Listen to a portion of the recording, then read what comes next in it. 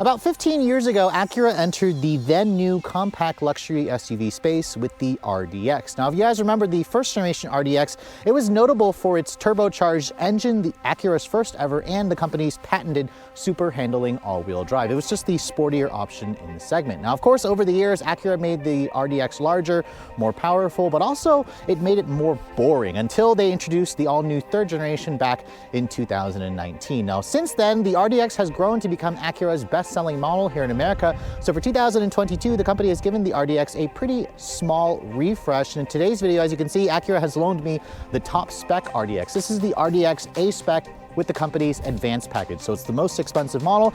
And because I've already driven this model back in LA a couple months ago, this week, as you can see, the car is covered in salt because we're actually gonna drive this vehicle through the snow. We're gonna live with it for a week, and we're gonna find out, is Acura's RDX still a worthy option if you guys are looking to spend about $50,000 on a compact luxury SUV? Stay tuned to find out.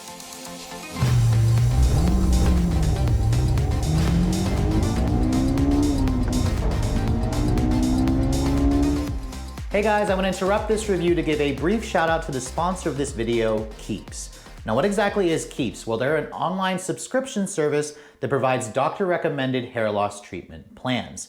Now, because they are online, they give you 24/7 support and proven results. I should know because I've been using Keeps for well over 2 years, and let me tell you, it is one of the best products that I've used that allows you to keep the hair that you still have currently on your head. Now, I have a pretty busy schedule. What I love about Keeps is they deliver the product straight to your home or office, and it's really easy to fit into your daily life. Every day, I basically take one of these small pills once a day, and then twice a day, once in the morning, once at night, I'll use this mousse in my hair, so it's just really easy to just fit into my daily routine. So what are you waiting for, guys? Hair loss stops with Keeps now, and in order to get 50% off of your first order, be sure to go to www.keeps.com/redline. That's www.keeps.com/redline, where you can again save up to 50% off of your first order. And now, let's get back to the video. Now, before we start talking about how the new RDX drives, I want to first remind you guys the styling of this vehicle, because if you guys squint at it, you might actually notice that Acura made a couple of subtle styling tweaks to this vehicle, and it actually almost makes it look like the larger MDX, especially when you look at the new front fascia.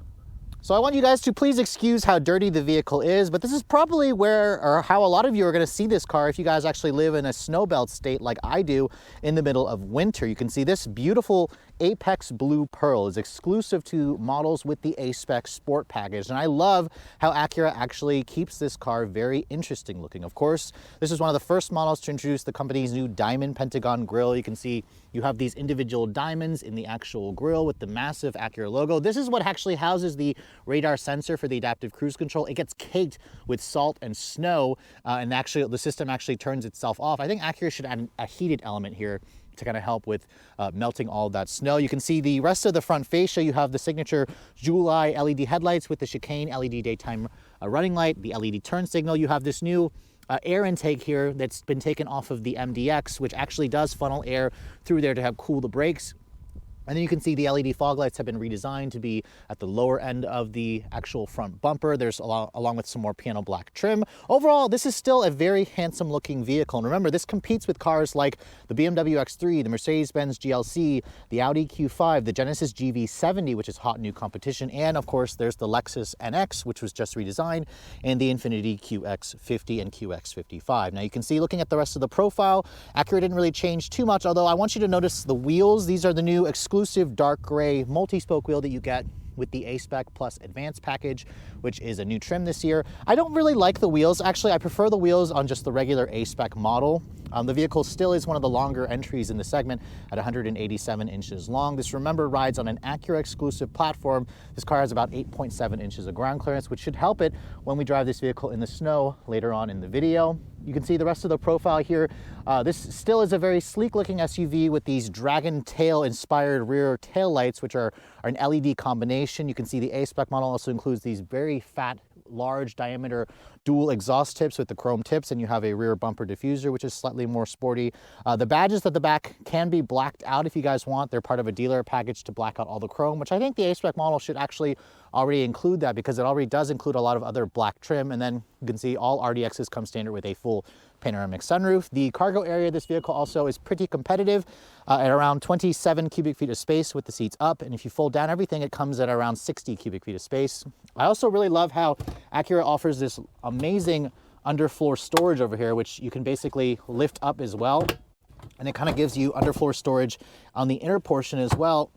And this lid feels nice and sturdy. I like the aluminum trim here. Overall, this is definitely one of the more practical options. This has way more cargo space than the new Lexus NX, and I believe it has more cargo space versus the also new Genesis GV70. So let's move on to the interior of the refreshed RDX, and because it is starting to get dark out here, I'm going to be able to show you guys the new interior lighting feature, the ambient lighting, which is a new addition this year. However, I want to first start off by showing you guys the key fob. You can see this is the newer Acura key fob. Because you can now get the advanced package in this model, I believe they've also added remote start to the A-Spec version. So as you can see, just push and hold this button here until the vehicle starts up. The LED light even turns green here on the fob to confirm with you, in case you're not standing by the car, that the vehicle has started up, which I think is a really nice feature. Now, of course, opening the door and looking inside, my tester has this beautiful color combination, the Apex Blue with this light orchid interior, which is a new addition that Acura introduced on the TLX Type S. You can see it even includes the contrasting piping and stitching and this kind of ultra suede insert in the center of the seats. It's a beautiful looking interior, and it really makes a great first impression, especially for those of you who haven't been in an Acura product in a while. This is still one of my favorite interiors that Acura does, it and the new MDX, of course. The door panel, you can see, even looks pretty nice, although this material here is soft touch, but it could be stitched. This is real, genuine aluminum trim here. The door handle here is not, however, real aluminum, but I actually think it looks pretty good, although it could feel a little bit more substantial. The 16-speaker ELS Studio sounds with the metal speaker covers look also good, along with this nice padded area here for the armrest. The windows are one touch for all four, which is definitely nice. Now, the seats, you can see these are the 16-way full power seats with 2-person memory. These are heated and ventilated. You get these seats with the advanced package model, which is nice. Acura does not offer massaging seats on the RDX, but you can get that now on the new MDX, which I'll be driving the Type S model later this month. Now, getting inside, you can see with the nice step in height, let me actually start it up because the heat is blasting. It's pretty cold out here. You can see once you start it up, the one thing that I wish Acura did add was a fully digital display. Sadly, you still have to get an MDX to get that. As I shut the door has a nice solid sounding thunk, as you guys know, because this is built off its own Acura exclusive platform. Now, a couple of things you're going to notice right away. The 10.2-inch display is still the same size. It's still placed further back because this is not a touchscreen. You have to use the Acura trackpad here, which has one-to-one positioning to actually use it, unless you have it on the CarPlay, which it does function as a trackpad when you guys have it in the CarPlay, which is a little bit annoying. I just don't like how it's not consistent. Acura says that's because of Apple. That's the reason why it does that. Now, I do wish that Acura would eventually just bring this screen closer forward and just give us a touchscreen, but they're really all about their TTI, their true touchpad interface at the moment. They did add wireless Apple CarPlay and wireless Android Auto and Amazon Alexa this year, which is definitely nice. You don't have to plug in your phone anymore, and they also added a wireless phone charging pad down here, which is a great spot for it. It actually always pretty much consistently charged my phone. There's also additional storage over there, which is nice. Going over to the home display here, you can see that's what the Acura infotainment system looks like. It does not include the largest screen that you'll find in the segment, but it does look pretty good. Although, because it's placed so far back, it does make the screen seem a little bit smaller. Now, you can see, now with the advanced package, you got this heads-up display, which you can now get with the A-Spec model. The red accented gauges are included with the A-Spec model as well. There's also your drive mode selector here. If you start cycling through this, you can see there's 4 different modes: snow, comfort, comfort, normal, and sport. It doesn't really do anything to the gauge display here when you're cycling through, but it does show you a really cool graphic in the center display, and I also like the noise that it makes when you are switching between the modes. The dashboard here has a soft touch injection molded plastic. There's some nice ultra suede here with genuine stitching, some genuine stitching and real leather on this portion here. This definitely feels more luxurious versus its Japanese competitors like the Lexus NX. I'm talking about the new one, and the Infiniti QX50 and QX55. Going over here to the display, you can see with the one-to-one positioning, if I want to touch like the right quadrant, I just touch the same part on the screen. It's not an actual trackpad. And then if you want to swipe over that way, you can go to the other side, or you can go to different menus and whatnot. I do want to show you guys really quick the ambient lighting, because this vehicle is new with ambient lighting this year. You go here to display, sorry, wrong one. You actually go here to vehicle.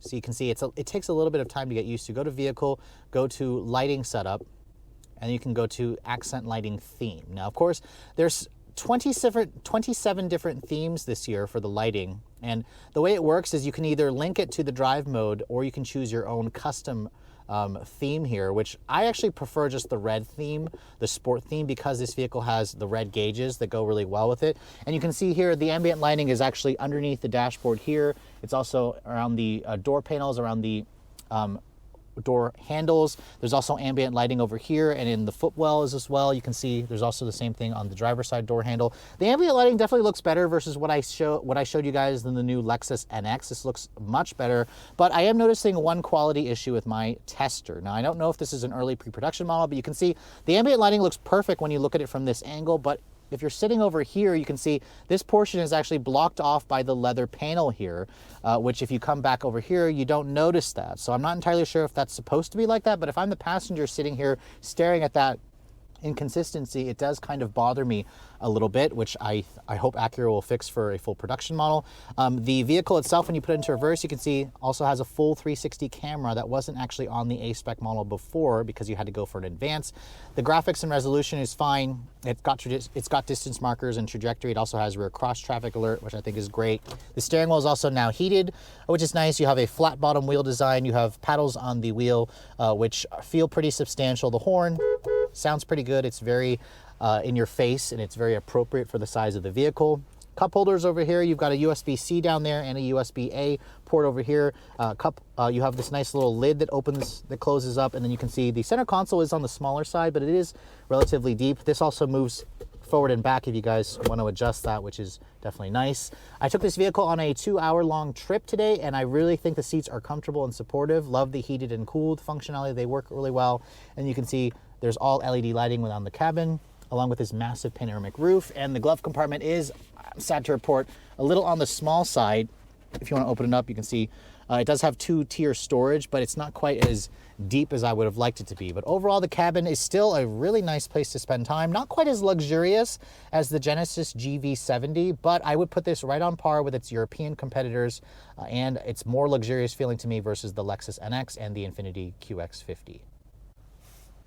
Looking at the back seat, I want to remind you guys what the space is like. Now, Acura says you get around 37.5 inches of legroom back here, which is still very good. In terms of the materials, you can see it's pretty much the same as the front. They've carried over everything, so there's no inconsistencies here, which is nice. The seats themselves, they actually don't offer a recline function, which I wish they did, but they do fold down in a 60/40 manner.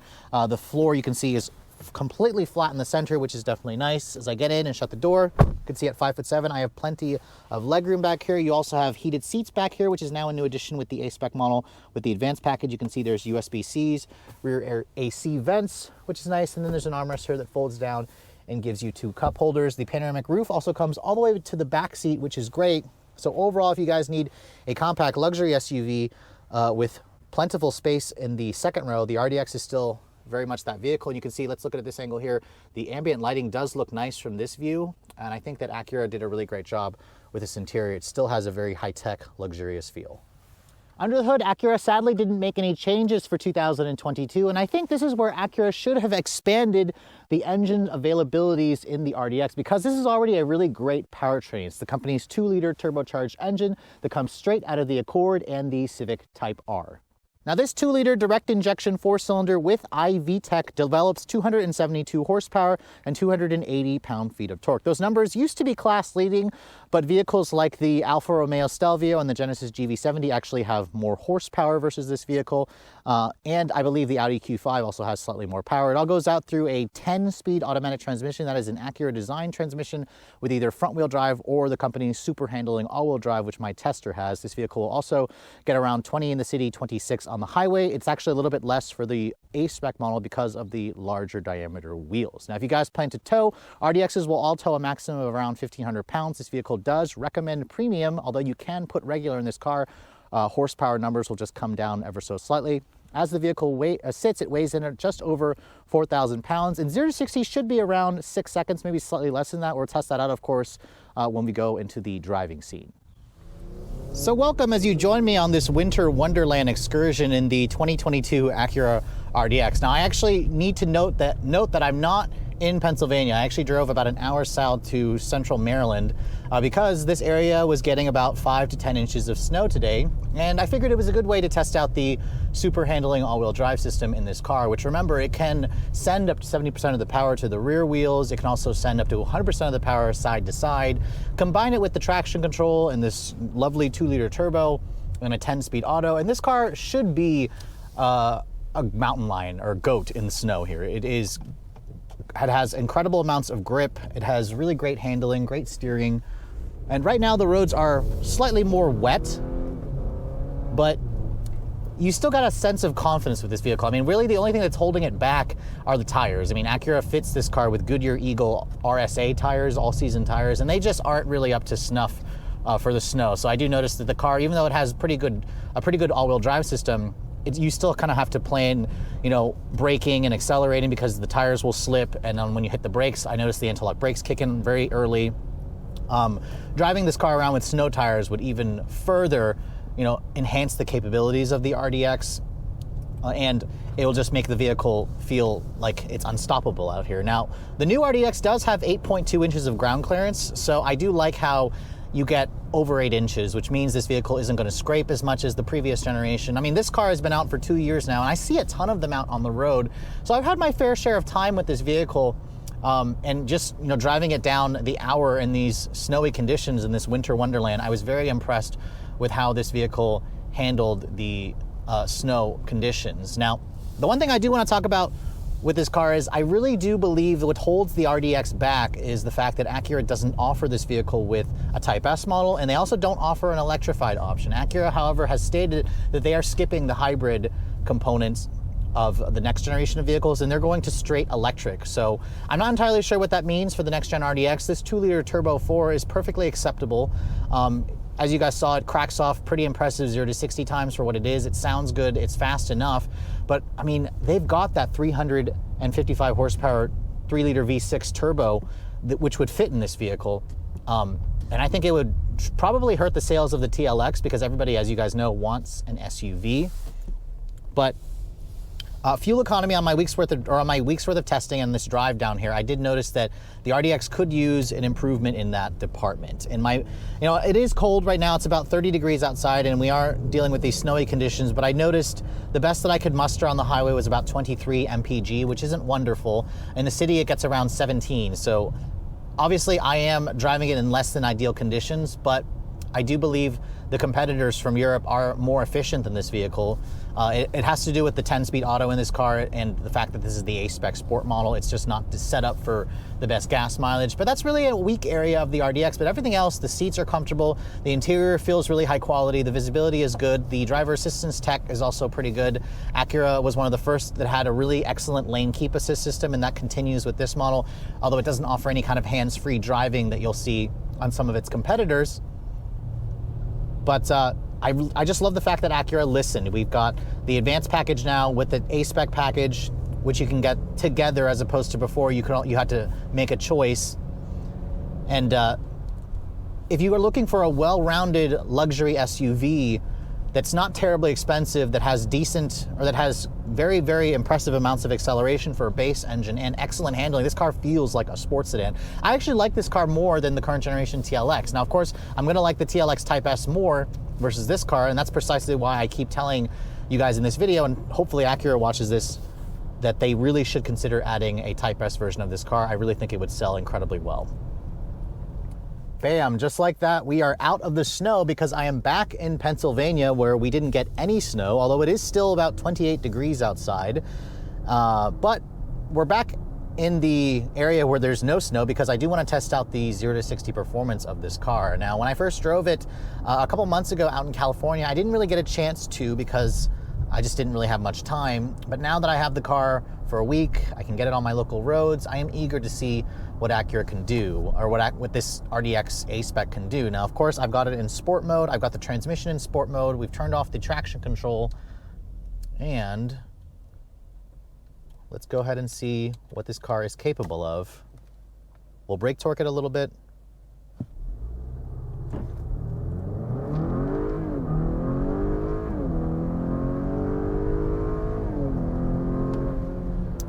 And we got 0 to 60 in 5.71 seconds, which is actually very good.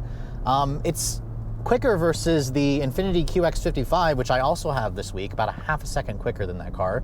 Again, you can credit the very potent 2-liter turbo that comes straight from an Accord and a Civic Type R, and this quick shifting 10-speed. Now, I do wish this car offered some kind of launch control, but 5.7 is very respectable. It's right around the same acceleration as what you'll find from a lot of the European competitors with their base 2-liter turbo engines. It's a pretty good performance for somebody who just needs a luxury, SUV. You don't really care too much about the performance aspect.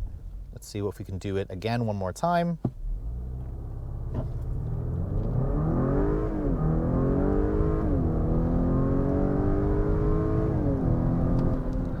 And at that time, I got 6.08 seconds. So again, I'd say it's just under 6 seconds, which would make this car among the quicker in the segment. It's still got plenty of power. Now, do I want Acura, of course, to still offer more? Yes, I want them to offer this car in Type S so badly. An extra 100 horsepower would easily shave about a second off that 0 to 60 time. And if they could price this around $60,000, I think they would have a really, really hot SUV on their hands.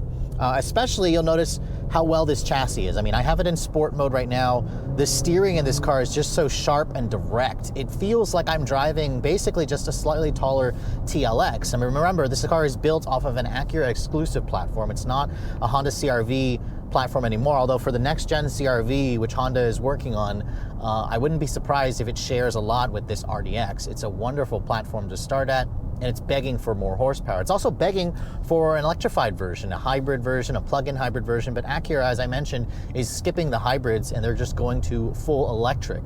But you know what? I do kind of wish that they would kind of take that next stepping stone, but for those of you who are looking for a lovely gas-powered luxury compact to mid-size SUV, this is going to be really excellent for a lot. And remember, I've driven them all. I've driven the Lexus NX, the new one, the newest Infiniti QX55, the Genesis GV70, which is stiff competition with this car. I'd say probably its toughest competition. And then, of course, all the European entries, which are still good, but way more expensive.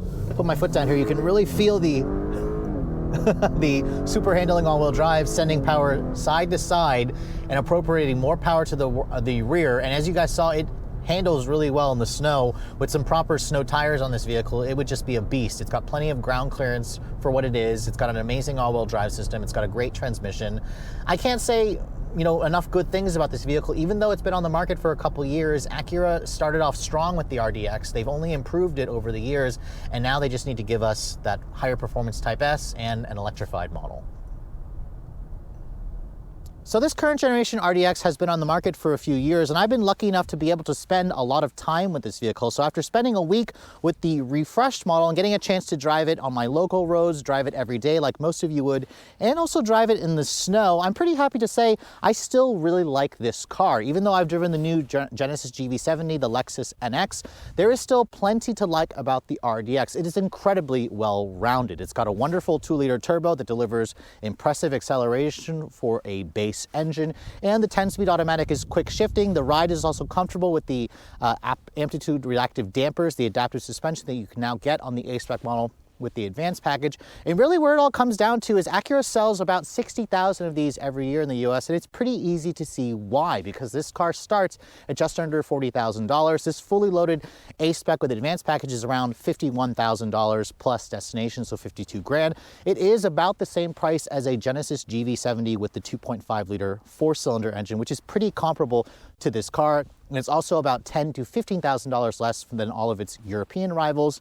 And even the Lexus NX is slightly more expensive than this vehicle. And I have to say, I haven't had a chance to drive the NX with the gas turbo engine for an extended period of time, but until I do, I still actually like this vehicle a little bit more, just from my initial impression of driving the new NX with its turbocharged 2.4-liter engine. Really? What I want Acura to do is give us a Type S model. I easily think that people would pay an extra $5,000 to $10,000 if they offered this model here with the 3-liter turbocharged V6 that you can get in the TLX and the MDX. And I also think they're missing an opportunity here to offer the RDX as a hybrid or a plug-in hybrid. I know Acura is skipping the hybrid setup in America for their next generation vehicles. They're going straight to full electric, but I think a plug-in hybrid would do extremely well. You look at cars like the Lexus NX 450h Plus, and of course the Audi Q5 plug-in hybrid. Those are more niche vehicles, but just like the Toyota RAV4 Prime, the NX plug-in I expect to also be in really high demand. But overall, let me know what you guys think about the RDX. Would you still consider this vehicle as one of the compact luxury SUVs choices if you guys had roughly $40,000 to $50,000 to spend? But with all that said, I hope you guys have enjoyed my full overview on the completely refreshed 2022 Acura RDX. If you're also looking to see the latest cars I'm testing, be sure to follow me on Instagram at Redline_reviews, like us on Facebook, and as always guys, please keep subscribing to the Redline Reviews YouTube channel for all the latest reviews. Thank you so much for watching. I'll catch you all in the next video.